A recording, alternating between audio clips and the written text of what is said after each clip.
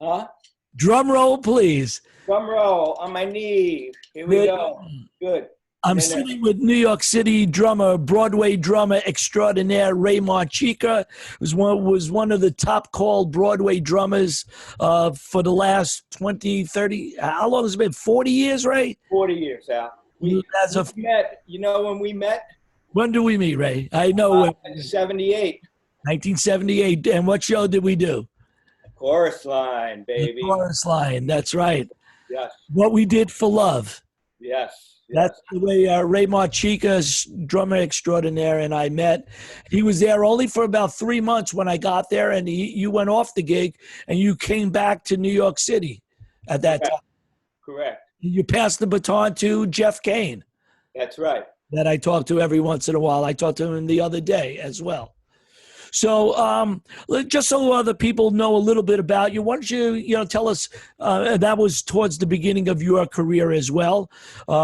Just a little bit about you, about your career, and up to where you are now, and then we'll take it from there. Really, this interview is what I want to get most out of this interview by the time we're done is because of the COVID-19 pandemic we're in, how it's affecting a lot of, performing musicians, the music industry, etc. So we'll start with your career, and then we'll expand into how this is changing, how the music industry and performers are, coping with it, and how they could recover from this. So tell us a little about yourself, Ray. Well, I'll go back to the chorus line. Was my first real professional gig, So, and then I got recommended for chorus line from my college percussion instructor. His name is Morris Lang. Is he still alive, Morris? Yeah, Morris Lang is, yeah. Doesn't he have he has a brother or something? Or No. Oh, no, I'm thinking somebody else. No. But they call him Arnie Lang. Arnie is his Arnie Lang. Yeah. Morris is Arnie. Yeah, so maybe that's why you're confusing it. Yeah. Okay. So he's the one who recommended me to audition for chorus line. I got the audition. Long story short, they needed a drummer to go on the road, and I did that. And how long did you go on the road for? Because that's great to know about touring musicians. Yeah, I only opted to do it. I think I did it about 6 months, 3 with you, and then I think I did it a couple months before you came on. Correct. And then I just felt the need. I wanted to come home. Yeah. So I did it for 6 months, and I came home. And then when I came home, I started to sub on the Broadway company of Chorus Line. So that was at the Schubert Theater in Manhattan. Correct. Yeah. And then I was subbing there, and they changed drummers, and I got the gig, believe it or not. And Don Pippin. Right, Don Pippin. Don Pippin was my angel. He was the conductor of Chorus Line, and he liked the way I played when I subbed, and he chose me to be the replacement drummer. And then who was the original drummer? I remember, is it Hank? Hank Jarmillo, yeah. Earl Williams. The original drummer was Alan Herman. Alan Herman, correct. Who left to do dancing. Mm-hmm. Right. Yeah. Right. So then Don Pippin left, and I went to Radio City, and then Don Pippin took me under his wing for about 8 years. I did 3 or 4 other shows with Don Pippin. So is that a good way? Just so a little touch up on each one. So you went from a steady show on the road, which is tough. You're on the road. You come back. You get a Broadway show, and then that conductor, like you said, goes on to other shows, and then of course they could pick somebody like you to be the drummer for the future shows. Correct. Right. That's what happened, and I actually was torn whether to leave Chorus Line, because soon after I got the gig at Chorus Line, 3 months later, Don Pippin asked me if I wanted to be the drummer at Radio City in 1979. Right. I was like, oh boy, I don't know what I should do. And he said, trust me, come to Radio City. So I trusted him, and I went to Radio City. So Yeah, it wasn't an easy decision. And I find as I've gotten older, a lot of times you have to choose. If you have a show and then another show, you get called by a contractor or a conductor to do another show, and you're like, oh, should I leave this show to do this one? Which one's going to Because that new show might run and might close. Like you're on a chorus line that ran for X of 15, 20 years. Yeah. But now you're going to something that may not be as steady. You don't know. But the conductor is telling you, you come with me. Wherever I go, you're going with me. Yes. That's what happened with me. So I was fortunate, very fortunate. Yeah. And Don Pippin is still with us. God bless him. He's in his 90s, and he's a fantastic musician. His credits are unbelievable, what he's done. He was Jerry Herman's right-hand man. Yeah. Right. And then where'd you go from there? I mean, from Radio City, I went to a show called Woman of the Year with Don Pippin. Then I went to La Cage aux Folles with Don Pippin. And then that's when I left. Then I got asked to do a show called Starlight Express. Right. By Paul Bogave. You remember Paul Bogave? I do. And is he still around? Yeah, Paul's still around. Yeah. And so that was another example of a conductor requesting me. So I was very fortunate. And then then I did some short running show, not short, like I did Will Rogers Follies, that ran like 2 years. I did How to Succeed in Business. I did a bunch of shows. Yeah. And then then I did Mamma Mia for 11 years. And that was 11 years. So that's a nice steady job. Yeah. And then before Mamma Mia, I was the drummer on the Rosie O'Donnell television show.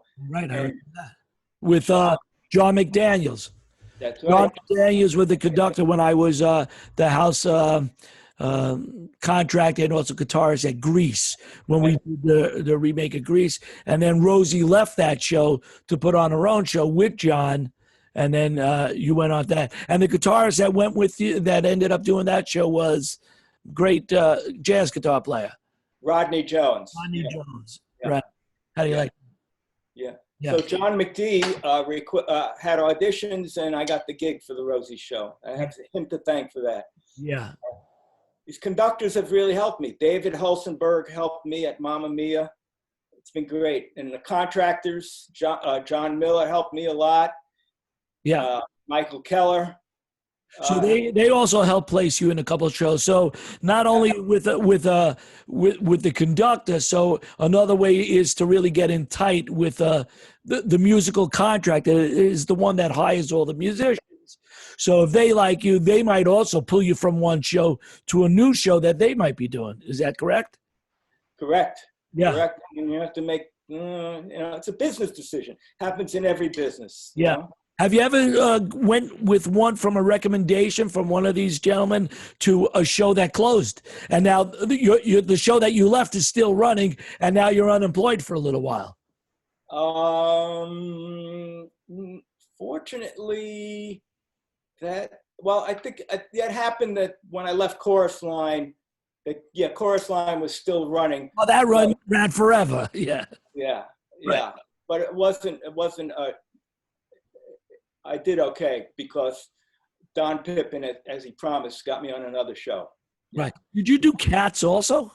No. No, it was Mamma Mia was the long show that you did. My wife, Nina Hennessy, was in Cats. Oh, yeah? So she's also a Broadway performer?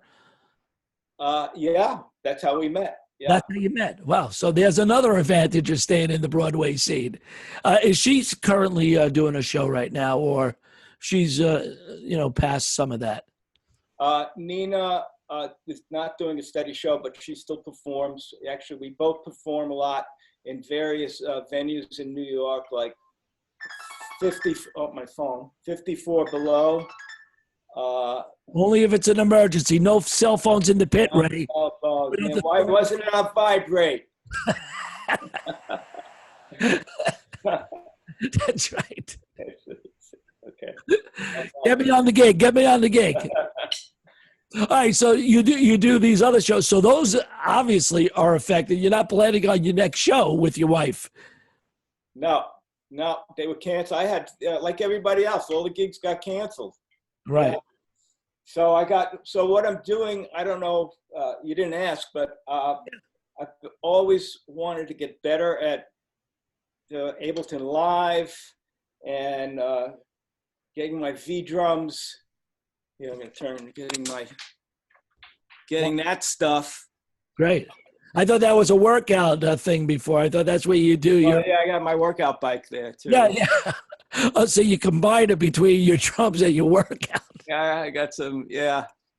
Anyway, so is that your little man cave? You're allowed in there? Yeah, yeah. And I have a guitar place, Al's place. I let no women in. Oh, you know. Okay. My daughters, my wife, there's one little area. But your background, that's a nice background. Well, you know, Alloyd has always been in space. Because you'll see what this room really looks like. You know, on this side in front of me is really, I do have a Pro Tools set up, all my speakers, but behind me is, you know, let's just say Alloyd is back in space. Alloyd, I miss those days, man. Yeah, yeah. We did play in some nice. We played together, and then you also played in some of my live bands when I was doing, you know, an act. Alloyd was my performing name, but you did play with us, and so we had a lot of time playing. So, you know. So pretty much your career is you did a lot of shows, and what about some famous artists that you played with as well besides the Broadway scene? Oh, I played with the great guitar player Roy Buchanan. I went on the road with Roy Buchanan. Sure. Great singer-songwriter Dan Hartman. Yeah. Who is no longer with us, unfortunately. Oh. He wrote a song called "I Can Dream About You." That was a big hit in the mid '80s. Oh, great. Yeah. What about James Brown? I thought you did a James. Dan Hartman wrote "Living in America." Oh, right. So it's kind of the same. I could see the similarity. Yeah, I played with James Brown, and then on the Rosie O'Donnell show, I got to play with a lot of different performers like Phil Collins. What is it like? I mean, that's like one of like the Tonight Show, one of that, being in the house band of a show like that. What's the complexities of being a session drummer where you're handed the music and on pretty much on the spot, you're sight reading it, you know, from every style around, from every type of artist around. What's the type of demand that it takes for a drummer or a band member to achieve that? Well, the Rosie show, she loved Broadway. So we played a lot for different Broadway shows. So I was kind of in my comfort zone for that.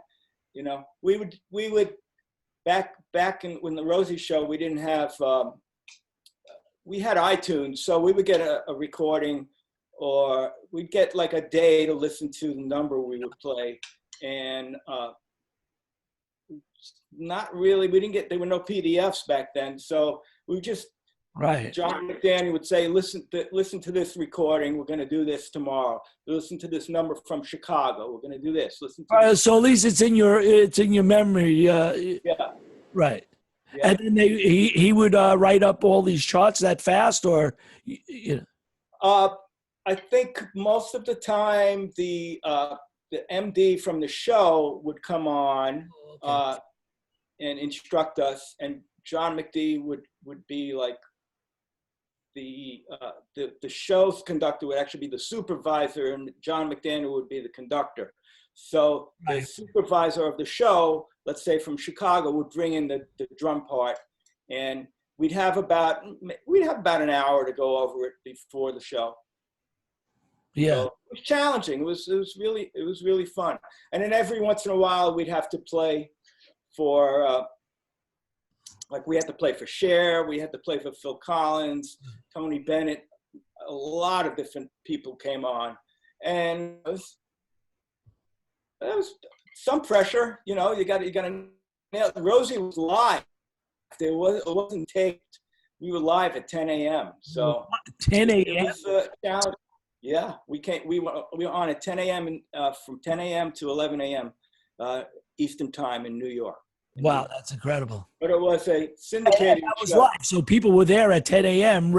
And you're acting like it's, you know, when did it air? What time did it air? in the morning? It aired at 10 in the morning. Oh, it was actually it aired at the same time, because I know sometimes the Tonight Show, don't they do it and then they push it Yeah, at night and stuff? yeah, but that was a It's different. actually a daytime show. Yes, live.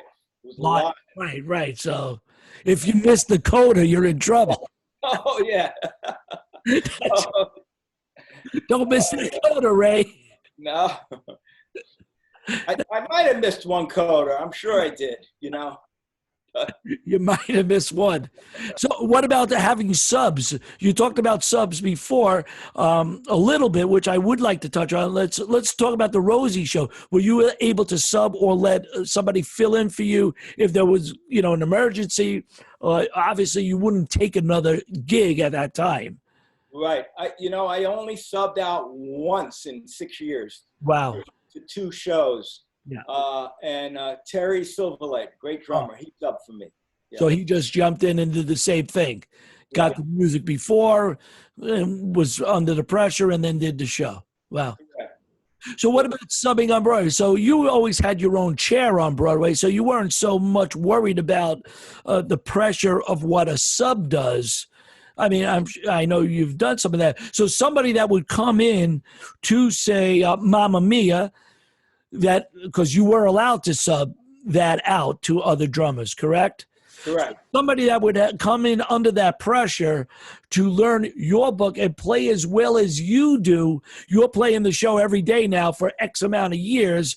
You play without thinking about it, where somebody, a younger guy, or it doesn't have to be younger in age, but not experienced with that particular show, they have a lot to learn, so that when there's a downbeat, when the show starts, he has to play it as well as you did for the last 5 years on the first show. Basically, yeah. And well, as you know, you've subbed on Broadway. You got to do a lot of homework. You got to get the recording. You got to watch.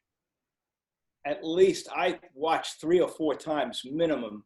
Get the recorded it. Yeah, you got to record it. Copy of the book as well. Copy of the book. You get your own copy, so you could mark it either in red or pencil or yellow highlighter, white out. Just make it as easy as you can for yourself. But still, that first downbeat, you have to play it as well as the guy who has the chair. Yep. Wow. Yep. And usually 99% of the times you don't get to practice with the band. Every once in a while you get a little, maybe. The few times I've subbed recently, the conductor would come in maybe 45 minutes before the downbeat to go over certain special cues that he needs you to pick up. Right. So it is a lot of pressure. It is. I remember doing steady shows myself, and you get a little cocky at it. Lay back, you play this, the guy comes in, you show him your pedal, it's a breeze, and I know on the guitar, I'm sure the same on the drum. A lot of times it's not the notes, but it's really the choreography of which foot pedals to hit, or like where the drums are, and and then after I left my main steady show, I was subbing on 5 different shows at the same time. I think the hardest part of that was remembering which theater stage door to go to. I remember once I got to the wrong theater. Oh, it was the wrong show, and I had like 5 minutes to get to my show. It was like, oh, man, Oh, that's wild. Yeah. Pretty crazy. Well, it's easier now. I guess it's a little easier with the phones. You can check your text messages. That's how you get hired now, with text messages. So you can say, "Oh, where am I supposed to be?" Right. But man, no, it's hard to sub on Broadway. Yeah. I would say back in the 80s, it was a little easier. In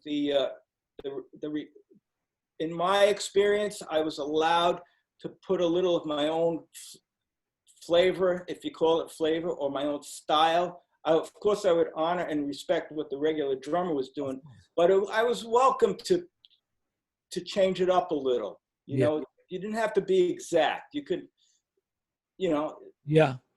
Put a little of your own flair.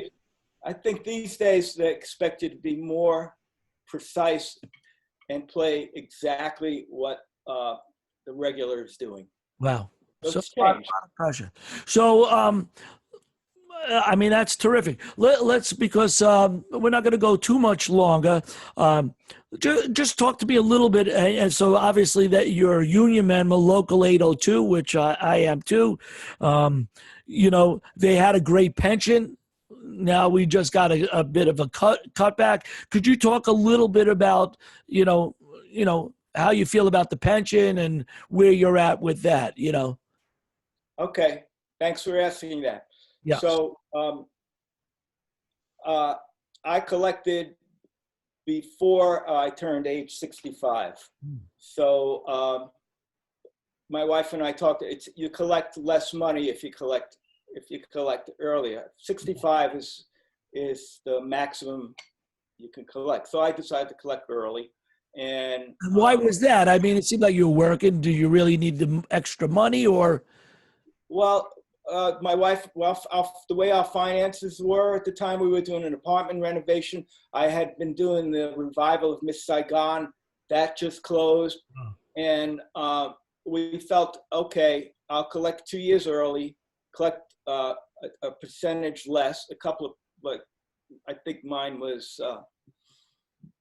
I don't know, like 18% less, or I don't even remember it's like Social Security. If you collect early, you collect for less money for a longer period of time. So, so I contributed over 40 years into the pension. So thank God I have it now. Right. But yes, we're going to be, the cuts have not been, it's not official yet, but the pension is in financial trouble because of a lot of different reasons. But a lot more is coming out now than it's coming in.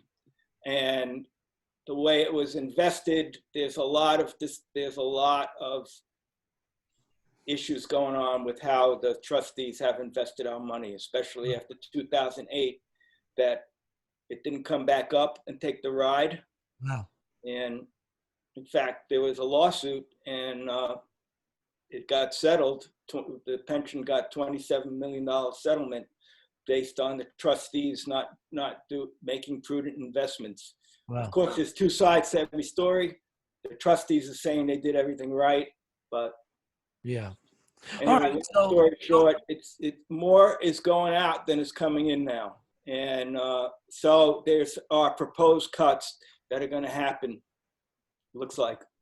Yeah. Wow. And it's now when you need it the most, you know. Yeah. Because probably earlier, whatever, a few dollars less, but you took a little bit less rate-wise to do it early, and now if they cut it again, it hits into it again. I get a double cut. I'm going to get another cut. Yeah. Yeah. I mean, you know, like you said, you know, you were lucky enough to have a really successful, long career on Broadway, and you know, you were always one of the drummers that everybody looked up to. Your career and your legacy on Broadway, and of course with all these other people, is nothing but, you know, very prestigious and of high end, high integrity. You always kept, and also, I think besides you being a great drummer, because there's a lot of great drummers, you know, you're an all around great guy. Thank you. Thank you. Appreciate that's why people want to play with you, and I'm sure you made the conductor's job. I'm sure you made the contractor's job, and you made everybody in the pit feel comfortable with you. So that's why they would advance a guy like you, as opposed to a great drummer that is, you know, a little bit hard to get along with, and you know, has an ego problem, this and that. Where, you know, obviously that wasn't your problem. And your forte is everybody says, Ray, he's a great guy. You know, besides you being a great drummer, obviously. Thank you. I appreciate that. Yeah. It's important to me. Yeah. It's important to get along. Yeah. Yeah. And also I would, when you cut out for learn the show, I would. Wait, you cut out LS. when I had my potential subs come to learn the book, I kind of put myself in their predicament and said, well, this is going to be hard for them. And I would go, I would put myself in their situation and really try to help them, you know, if they needed me to meet with them. Yeah. Yeah, not like do one of these things on the side that they can't see what you're doing, and hopefully they screw that. Well, you don't want a drummer that plays better than you and is a nice guy to you, because you might come back and your gig is out the door. No, I mean, they wouldn't do that, but you know, right? You know, sometimes guitar players play this way. You can't see their fingers, you know. That's, oh man, no, none of that. You want them to do a good job because of the fact, first of all, yes, you want them to do a good job. You want your conductor to be happy that the sub that you brought in is doing a good job, and that made it easy for you. If you needed to take off, there was never a problem because you always had the right guy backing you. Correct. Really, that's what it comes out to. All right, so let's just touch up because we only have a few minutes left. Obviously, this pandemic, the COVID-19, scary for everybody. We do not know what's going to go on.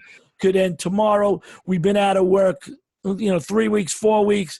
It could go another month. It could go another 6 months. We don't know where we're at. So how is this affecting you now? Obviously, you said it's affecting some of the performances with your wife got canceled. What's your take on what we, how to address this issue as yourself as an independent contractor musician?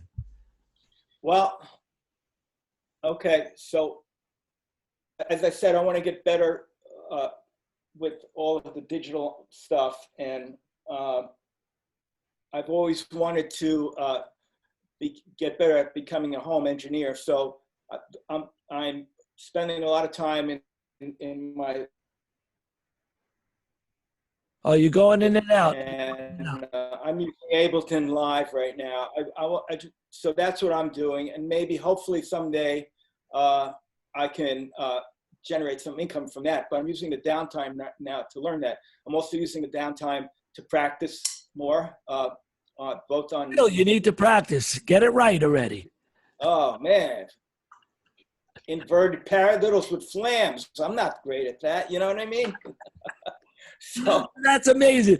Even a guy like you with your legacy, this and that, you're still so. Is that? Let's say we had to give a little advice to some.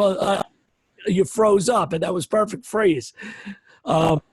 So to get towards the end, so some advice that you would use to some of the other guys in it is you did say that you're making your downtime, so to speak, your uptime, where. Yeah. Absolutely. You'd just be wasting your, investing in your time to learn things, even where you are, where that you could still get better or learn new tricks or new things. Absolutely, 100%. Yeah. And how about all on Instagram and Facebook, all of the remote groups that are like. Having concerts or it's just amazing, like we're doing on Zoom right now. But you'd be playing guitar, I'd be playing drums, and somebody be playing bass. And you got to be worried about the lag time, though. Like a simple meeting on this one, the lag time is not tight enough that we could actually do a performance. So we would probably need a more sophisticated telecommunication platform so we could actually record in real time. Yeah, I guess these guys are guys and not just guys and girls are doing it. I guess they're making videos and then someone's editing it all together. But that's kind of amazing to me. I mean, it's not really new technology, but it's great that don't you think it's great that everybody's doing it and sharing, and it's fantastic. Yeah. But we're trying to keep our heads above the water, and.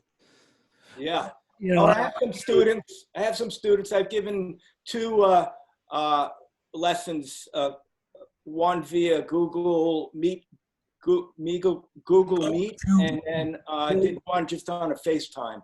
Yeah. So.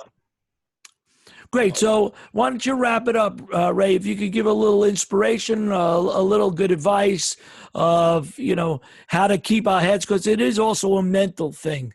Okay, it's one thing to practice, it's one thing your income, but it's all that compared with your mental capacity to keep this precious time together. Could you give us just a round out sentence or two on that to close Sure, out?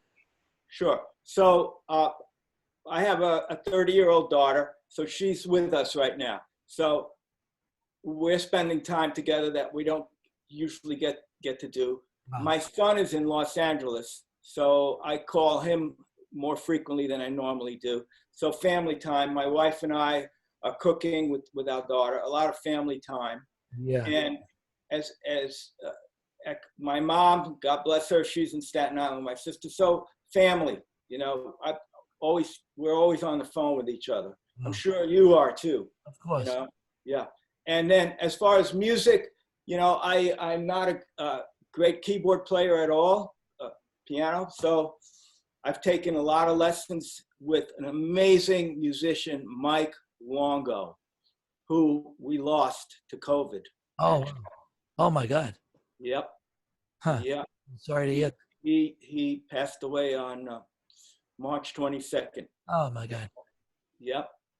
He was my piano How old teacher. is he? How old? He was somewhere around 80. Wow. Well, he's old, but God bless him. I'm sorry. He was dealing with some other health issues. So, like they said, if you're senior and dealing with other issues, unfortunately he was taken down.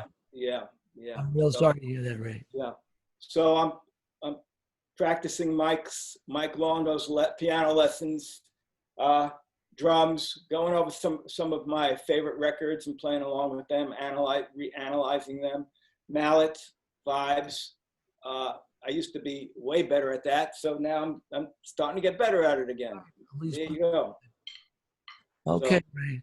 I'd like to thank you, and I'm sure everybody who listens to this will thank you, and for the inspiration, the words of wisdom.